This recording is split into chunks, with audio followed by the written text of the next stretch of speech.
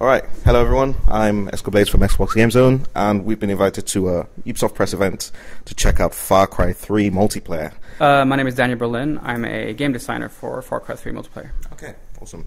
Just want to put some questions to you about what we've seen. Sure. I was going to start off with the map editor, which a lot of fans have been asking about. Yes. I know everybody wanted to, and you've already kind of confirmed to us, but again, if you could just let people know that it's going to be there. Definitely.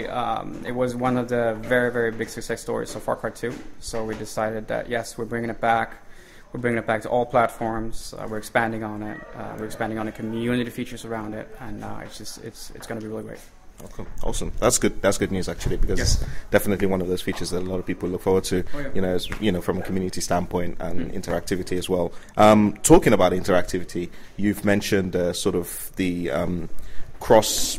I wouldn't say cross-platform, but cross-device interactivity between the game and other devices. Can you just expand on that a little bit for us? Yes, it has many layers. One of the things that I feel personally is that, like, when I'm playing games, I like to play up until the second that I actually have to leave. So if I have to catch the bus in like 10 minutes, I like to play my game and don't stop playing until I actually hit that 10 minute.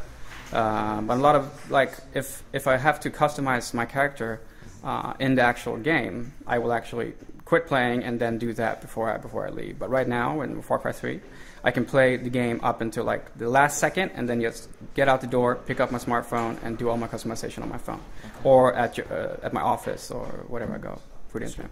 So I mean, we've seen we saw the little presentation. You can get intel on different items and stuff, and you'll have to decode them. Like using your smartphone and stuff. You can get your friends involved. They can send you stuff. Yes. Is there going to be any sort of social media interactivity as well, Facebook and Twitter? No comment on that right now. Okay. But we're creating an app for it, definitely, so you can have it on a smartphone, and you can access it on the Far Cry 3 website. Okay. So does that sort of tie into? There's been mention of this online universe that you're creating for Far Cry 3 multiplayer. That's sort of that definitely ties into that, and the whole community surrounding the editor and all that stuff. Okay, awesome. All right. There's also been mention of the transition between the single player and the multiplayer, sort of blurring the lines, as it were. Yeah.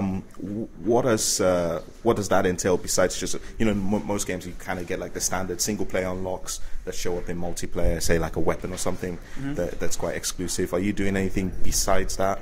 Is that something you can talk about? No comment on that specifics right now. The only thing I can talk about is how we cannot take the same feel of the insanity and bring in the psychas into the multiplayer. So we tie it in with the tone and the feel and the characters. Like the characters that you play in multiplayer is you play either the rebels or the pirates, for example, and the pirates are run by Vass. So when you start up a multiplayer match, you're going to hear Vass's voice, like just talking in the way he talks to you, pepping you up and getting you ready for battle. All right. Right, so we got to see two modes. We had Domination and Firestorm. Can you tell us a little bit about both? We wanted to bring like some standard classical modes into the game.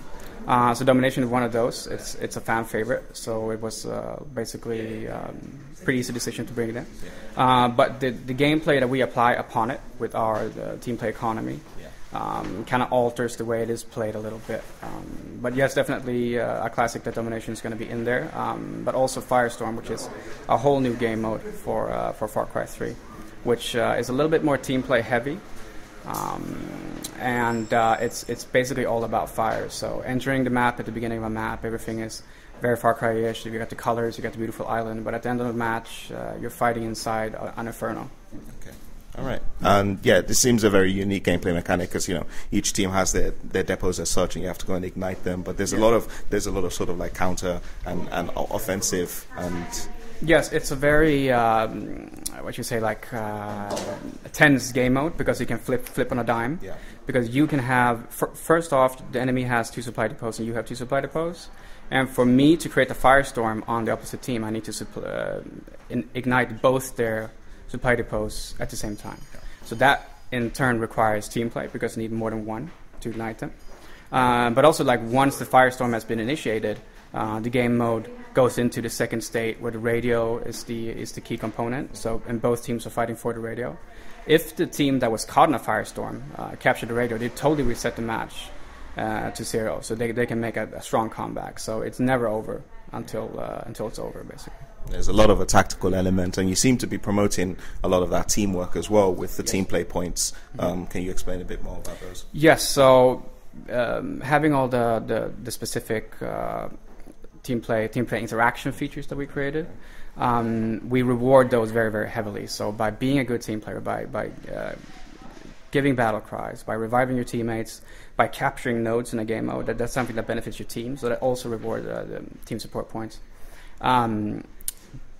Getting those team support points will give you access to the most powerful weapons in the game, and these are these crazy weapons that are made on the island. It's not military grade.